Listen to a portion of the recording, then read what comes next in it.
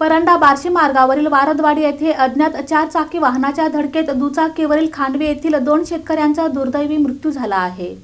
परंडा बार्शी मार्गावरील वारदवाडीजवळ अज्ञात 4 चाकी वाहनाने दुचाकीला पाठीमागून जोरदार धडक दिल्याने मंगळवारी भीषण अपघात झाला। यात 2 शेतकऱ्यांचा मृत्यू झाला। या घटनेमुळे खांडवी गावावर शोककळा पसरली आहे। सर्जेराव कोंडीबा पाटील वय 60 आणि बाबासाहेब भागवत गव्हाणे वय 55 अशी मृतांची नावे आहेत। दोघेही खांडवी येथील रहिवासी होते। मिळालेल्या माहितीनुसार दोघे शेतकरी परंडा येथील एका साखर कारखान्याकडे घातलेल्या ऊसाच्या बिलाची चौकशी करण्यासाठी 9 जून रोजी गेले होते। काम आटपून ते होंडा दुचाकी MH13 FD 7058 वरून गावाकडे परतत असताना रात्रीच्या सुमारास वारदवाडीजवळ हा अपघात झाला। पाठीमागून आलेल्या अज्ञात वाहनाने दुचाकीला जोरदार धडक दिल्याने सर्जेराव पाटील यांचा जागीच मृत्यू झाला, तर गंभीर जखमी झालेल्या बाबासाहेब गव्हाणे यांना उपचारासाठी बार्शी येथील जगदाळे मामा रुग्णालयात दाखल करण्यात आले होते। मात्र उपचारादरम्यान त्यांचीही प्राणज्योत मालवली। अपघातानंतर धडक देणारे वाहन चालकासह घटनास्थळावरून पसार झाल्याची प्राथमिक माहिती असून